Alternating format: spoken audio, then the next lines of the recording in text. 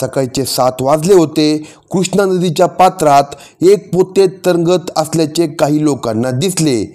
त्याची शंका लोकांना आल्याने त्यांनी या घटनेची माहिती रायबाग पोलीस स्टेशनला दिली. रायबाग पोलिसांनी घटनास्थळी दाखल होऊन कृष्णा नदी पात्रातून ते पोते बाहेर काढले. त्या पोत्यामध्ये एका इसमाचा मृतदेह असल्याचे दिसून आले. पोलिसांनी तांत्रिक तपास करत मृतदेहाची ओळख पटवली.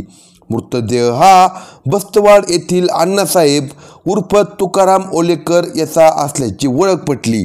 पोलिसांनी घटनास्थळी मैताची बायको दीपाली हिला बोलावून घेतले. तिने आपल्या नवऱ्याचा मृतदेह ओळखून पोलिसांना जी माहिती दिली ती माहिती ऐकून पोलिसांच्या तळपायाची आग मस्तकात गेली. बायकोनेच आपल्या नवऱ्याचा खून का केला असेल या व्हिडिओमध्ये सविस्तर पाहू. जर चॅनलवर नवीन असाल तर कलम 302 या मराठी चॅनलला लगेच सबस्क्राईब करा. रायबाग येथील अण्णासाहेब उर्फ तुकाराम ओलेकर याचा विवाह गेल्या 16 वर्षापूर्वी दीपाली हिच्यासोबत झाला होता. तुकारामची गावात थोडीफार शेतजमीन असल्याने घरची परिस्थिती बऱ्यापैकी होती. शेतीवरच त्याच्या कुटुंबाचा उदरनिर्वाह चालत होता. दीपाली 4 चौघीत उठून दिसत होती. सुंदर बायको मिळाल्याने तोही खुशीत होता. संसार मजेत सुरू होता. या दाम्पत्याला 2 मुले देखील झाली. संसाराचा गाडा सुरळीत सुरू असताना दीपालीचे मात्र संसारात लक्ष लागत नव्हते.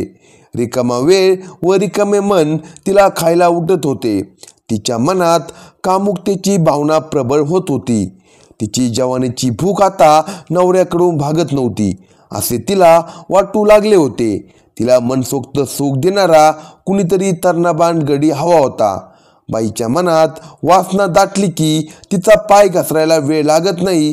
पाहता पाहता ती वाममार्गाला लागते. कारण समाजात वासनेने खवखवलेल्या पुरुषांची संख्या काही कमी नाही. दीपालीची अस्वस्थ नजर गावातीलच गणपती कांबळे या तरुणावर पडली. तो मजूर होता. मिळेल ते काम करत होता.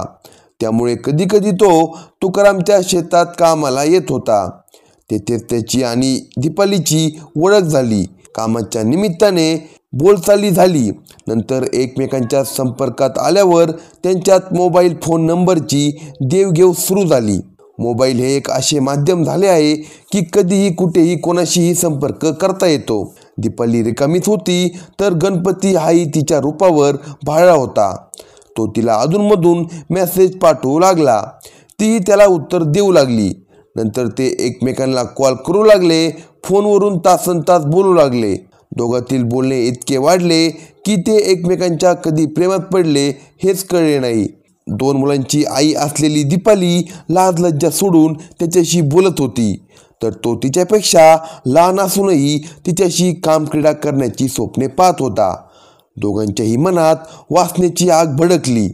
दोघे स्पष्ट बोलत नसले तरी मनातील कालवा दोघांनीही ओळखली होती.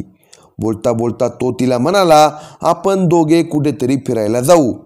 त्याला काय म्हणायचे आहे हे तिने ओळखले होते. मनातून ती हरकली आणि तिने होकार दिला. एक दिवस तिने नवऱ्याला सांगितले की मी माहेरी जाऊन येते. नवऱ्याने परवानगी दिली तशी ती माहेरी म्हणून घरातून बाहेर पडली. वाटेत तिला गणपतीने गाठले. बाहेर कुठे भेटतो तर लोक भेटतील त्यापेक्षा लॉजवर जाऊन निवांत गप्पा मारू असे त्याने सुचवले. ती तयार झाली. तो तिला घेऊन जवळच्याच एका लॉजवर पोहोचला. दोघे रूममध्ये गेले. त्या एकांतात त्यांच्या मनातील भावना उफाळून आल्या. दोघांनी एकमेकांना गच्च मिठी मारली होती. तो 30चा होता तर ती 32 वर्षाची होती. दोघेही तरुण होते. एकमेकांवर प्रेम करत होते. साहजिकच ते एकमेकांना आवरून घेऊ लागले. चुंबनाची देवाणघेवाण करत करत त्यांनी कपड्यांचा अडसरही बाजूला केला. 2 नागवे देह एकमेकांना कुरावत समागमात रंगून गेले होते. दोघांसाठी हा खेळ नेहमीचा असला तरी गडी बदलले, डाव बदलले की जोर वाढतो तसेच झाले. दोघांनीही एकमेकांना पूर्णपणे तृप्त केले.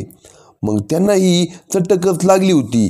काही ना काही निमित्त काढून ती घरातून बाहेर पडायची आणि गणपतीसोबत अनैतिक संबंध ठेवायची. गेले 2 वर्ष त्यांच्यातील हे शरीर संबंध सुरू होते. ते दोघे चोरीचुपे सारा खेळ खेळत असले तरी लोकांच्या नजरेत हे संबंध आले होते. गावात चर्चा रंगू लागली होती. ही चर्चा तुकारामच्या कानावर देखील गेली, पण त्याने बायकोवर विश्वास ठेवत चर्चेकडे दुर्लक्ष केले. तरीही तो तिच्यावर नजर ठेवून होता. काही काळात आपली बायको गणपती कांबळेच्या नादाला लागली आहे हे त्याच्याही लक्षात आले. हे बोलायचे कसे हा मोठा प्रश्न त्याच्यासमोर होता. तो अत्यंत अस्वस्थ झाला. त्यातून त्याला दारूचे व्यसन लागले. तो दारू पिऊन घरी येऊ लागला. घरी आला की बायकोबरोबर भांडण करू लागला. कधी कधी तो तिच्या चारित्र्याबद्दल बोलत होता आणि तिला मारहाण देखील करत होता. ती मार खाऊन गप्प बसत होती, पण बाहेर गणपतीला भेटायचं काही सोडत नव्हती. नंतर तुकारामने तिला बाहेर जाण्यास मनाई केली.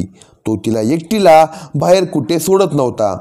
त्यामुळे आपले प्रकरण नवऱ्याला समजले आहे हे तिच्या लक्षात आले. ती आता सतर्क झाली होती. गणपतीचा विरह तिला सहन होत नव्हता. आता तीही नवऱ्यासोबत वाद घालू लागली. नवरा बायकोमध्ये रोजच भांडण होऊ लागले. दोघातील भांडणे मिटत नव्हती. भांडणात तुकाराम तिला तू त्याचा नाट सोडला नाही तर मी तुला जिवंत ठेवणार नाही अशी धमकी देत होता. आता तीही निर्डवली होती. एक वेळ तुला सोडेन पण प्रियकर गणपतीला सोडणार नाही असे ती ठणकावून सांगू लागली.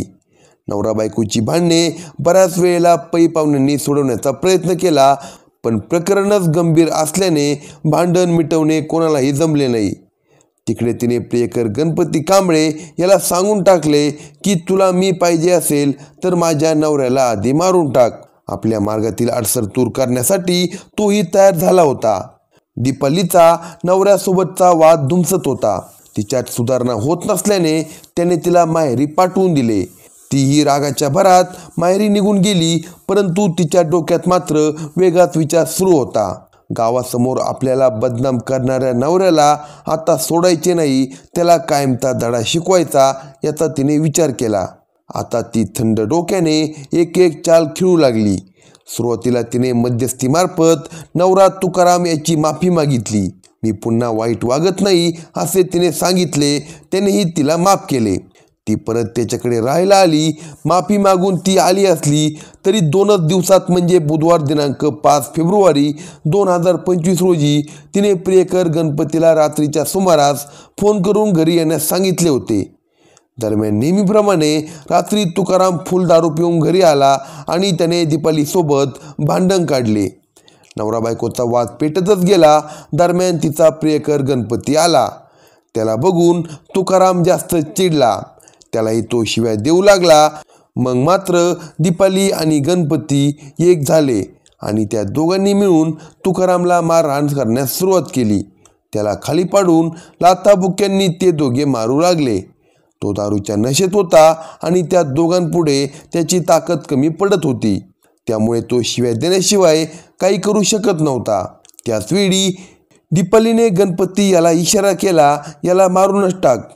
त्यासरशी गणपतीने बाजूलाच पडलेला मोठा दगड उचलला आणि खाली पडलेल्या तुकारामच्या डोक्यात 2 वेळा जोरात हाणला. तुकारामचे डोके फुटले आणि डोक्यातून रक्तस्राव सुरू झाला. काही वेळातच त्याचा मृत्यू झाला. आपल्या हातून खून झाला हे त्याच्या लक्षात आल्यावर ते दोघे भानावर आले. आता यातून सुटका कशी करून घ्यावी या विचारात त्यांनी तो मृतदेह एका पोत्यात भरला. ते पोते 2 व्हीलरवर घेतले आणि ते दोघे रात्रीच्या काळोखातच घरातून बाहेर पडले. दोघांनी तो मृतदेह कृष्णा नदीच्या पात्रात टाकला आणि त्यानंतर ते आल्या वाटेने बस्तवाडला निघून गेले. पोलिसांनी दोघांनाही अटक केली आहे. अशाच नवनवीन क्राईम स्टोरी ऐकण्यासाठी कलम 302 या मराठी चॅनेलला सबस्क्राईब करा आणि आपल्या प्रतिक्रिया कमेंट बॉक्समध्ये कळवा.